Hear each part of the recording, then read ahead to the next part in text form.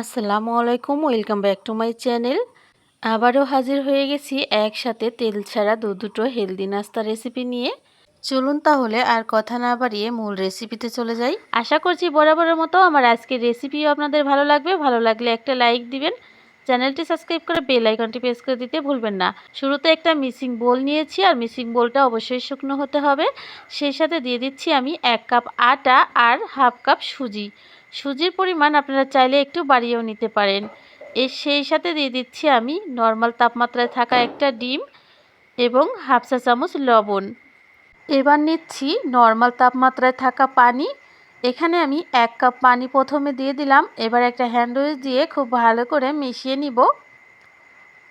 তো শুরুতে আমি মাঝখান থেকে ঠিক এইভাবে ঘুরিয়ে ঘুরিয়ে মিশিয়ে নেব, এতে খুব সহজ হবে মেশানো। আপনারা চাইলে হাতের কাছে কাঁটা চামচ কিংবা চামচ দিয়েও মেশাতে পারেন। প্রায় 2 মিনিট সময় নিয়ে একটু হালকা হাতে ঘুরিয়ে ঘুরিয়ে মেশাতে হবে, এতে করে সুজি আর আটার মধ্যে কোনো রকম দানা দানা দলা দলা থাকবে না। তো বন্ধুরা, আমাদের মিশ্রণটা কিন্তু মেশানো হয়ে গেছে। এবার আমি এটা রেস্টে রেখে দিচ্ছি। যেহেতু এটা সুজির মিশ্রণটা 10 মিনিটের জন্য রেস্টে রাখতে হবে। ততক্ষণে আমি 2টো আম কেটে নিচ্ছি।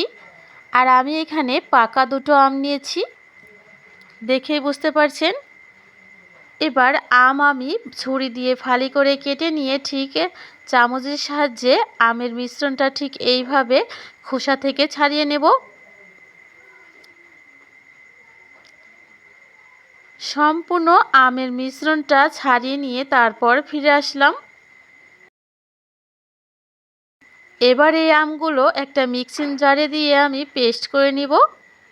তবে আমের মধ্যে কোনো রকম পানি ব্যবহার করা যাবে না।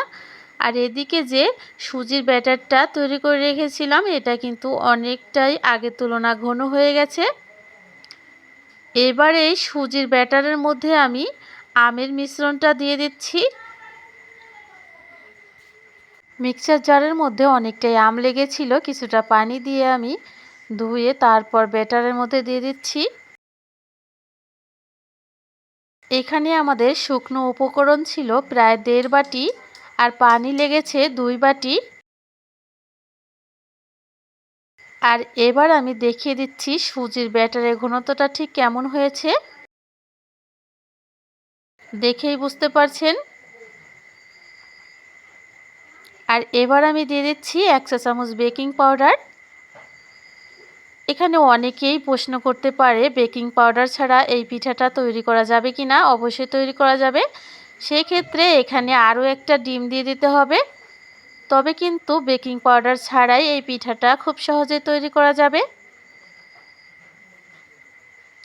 সবার কিন্তু বেকিং পাউডারটা হাতের কাছে থাকে না, সেজন্য বলে দিলাম।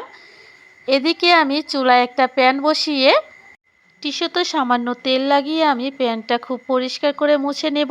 এতে করে পিঠাগুলো কোনোভাবে তাওয়ার সাথে লেগে যাবে না, চটপট উঠে যাবে। তাছাড়া কিন্তু এখানে কোনো রকম তেল প্রয়োজন হবে না। তো তাওয়াটা খুব ভালো করে গরম হয়ে গেলে 1 হাতা করে ব্যাটার দিয়ে দিতে হবে। আর প্রায় 30 থেকে 40 সেকেন্ডের মতো অপেক্ষা করলেই কিন্তু আমাদের পিঠাগুলো হয়ে যাবে। তো বন্ধুরা, দেখেই বুঝতে পারছেন একটা পিঠা কিন্তু আমার তৈরি করা হয়ে গেছে। আর এই সময় চুলার তাপমাত্রা অবশ্যই বেশি রাখতে হবে। অল্প রাখলে কিন্তু পিঠাগুলো জালিদার হয় না। তো এখানে আমি আরও একটা পিঠা দিয়ে দিয়েছি। এবার এই পিঠাটা আমি ঢাকনা দিয়ে দিচ্ছি। ঢাকনা দিলেও কিন্তু পিঠাগুলো খুব সুন্দরভাবে হবে। কিছুক্ষণের মধ্যে কিন্তু পিঠাটা আমার হয়ে গেছে। আমি তুলে দেখাচ্ছি, দেখেই বুঝতে পারছেন কতটা জালিদার হয়েছে। আর ঢাকনা দিয়ে পিঠাগুলো তৈরি করলে অল্প সময়ে পিঠাগুলো হয়ে যায়। আর এক এক করে সেম প্রসেসে কিন্তু সবগুলো পিঠা আমি এইভাবেই তৈরি করে নিব। সম্পূর্ণ পিঠা তৈরি করে তারপর ফিরে আসলাম। দেখেই বুঝতে পারছেন পিঠাগুলো দেখতে কতটা লোভনীয় হয়েছে। পিঠাগুলো দেখতে যেমন লোভনীয়, খেতেও কিন্তু খুবই সুস্বাদু। আমি কিন্তু এখানে কোনো রকম চিনি ব্যবহার করিনি। পিঠাটা কিন্তু সম্পূর্ণ হেলদি। আপনারা চাইলে যে কোনো কিছু দিয়ে খেতে পারেন, মাংস দিয়ে, সবজি দিয়ে, ডাল দিয়ে। তো বন্ধুরা, চলুন তাহলে এবার আমরা দ্বিতীয় রেসিপিটা দেখে নিই। সবাইকে ওয়েলকাম করছি নতুন আরও একটা রেসিপি দেখার জন্য। চলুন তাহলে আর কথা না বাড়িয়ে মূল রেসিপিতে চলে যাই। শুরুতে একটা মিক্সিং বোল নিয়েছি। মিক্সিং বোলটা অবশ্যই শুকনো হতে হবে। সেই সাথে নিয়ে নিচ্ছি 1 কাপ আটা, 1 চা চামচ চিনি। সম্পূর্ণ হেলদি নাস্তা খেতে হলে চিনিটা স্কিপ করবেন। সেই সাথে দিয়ে দিচ্ছি আমি 1/2 চা চামচ লবণ, সেই সাথে 1/2 কাপ সুজি। সুজির পরিমাণ আপনারা চাইলে একটু বাড়িয়ে কমিয়ে নিতে পারেন। এবার আমি সমস্ত উপকরণ একবার একটু মিশিয়ে নিচ্ছি। সেই সাথে নিয়ে নিচ্ছি উষ্ণ গরম পানি। এখানে আমি উষ্ণ গরম 1 কাপ পানি নিয়েছি। অল্প অল্প করে পানি দিয়ে একটা ব্যাটার তৈরি করে নিব। 1 কাপ পানি টোটাল দেওয়া হয়ে গেছে। আমি আরও 1/2 কাপ নিয়ে নিচ্ছি। অল্প অল্প করে দিয়ে সম্পূর্ণ আঠালো একটা ব্যাটার আমি তৈরি করে নিচ্ছি। তো আমাদের ব্যাটারটা কিন্তু তৈরি করা হয়ে গেছে। ব্যাটারের ঘনত্বটা ঠিক কেমন রয়েছে দেখেই বুঝতে পারছেন। আমি ব্যাটারটা হ্যান্ড উইচ দিয়ে মিশিয়েছি, আপনারা চাইলে কাঁটা চামচ দিয়ে মিশিয়ে নিতে পারেন। এবার আমি এই ব্যাটারটা রেস্টে রেখে দিচ্ছি ঢাকনা দিয়ে ঢেকে 10 মিনিটের জন্য। যেহেতু এখানে সুজি ব্যবহার করা হয়েছে অবশ্যই রেস্টে রাখতে হবে। ফিরে আসলাম 10 মিনিট পর। এবার আমি একটা চামচের সাহায্যে আপনাদের দেখিয়ে দিচ্ছি ব্যাটারের ঘনত্বটা ঠিক কেমন। ব্যাটারটা কিন্তু অনেক বেশি আঠালো হয়ে গেছে। এবার এই ব্যাটারের মধ্যে আমি দিয়ে দিচ্ছি একটা নর্মাল তাপমাত্রায় থাকা ডিম। ডিমটা ফ্রিজে থাকলে অবশ্যই ব্যবহারের আধা ঘন্টা আগে বের করে নিতে হবে। এবার আমি দিয়ে দিচ্ছি 1 চা চামচ বেকিং পাউডার। এখানে বেকিং পাউডারের পরিবর্তে খাবার সোডা ব্যবহার করা যাবে না। এবার আমি সমস্ত উপকরণ খুব ভালো করে মিশিয়ে নিচ্ছি। আমাদের ব্যাটারটা কিন্তু অনেক বেশি ঘন, সেজন্য কিন্তু এখানে আমাদের আরও একটু পানি প্রয়োজন হবে। তো আমি এখানে আরও 1/2 কাপ পানি নিয়েছি। এবার অল্প অল্প করে পানি দিয়ে একটা পারফেক্ট ব্যাটার তৈরি করে নিতে হবে।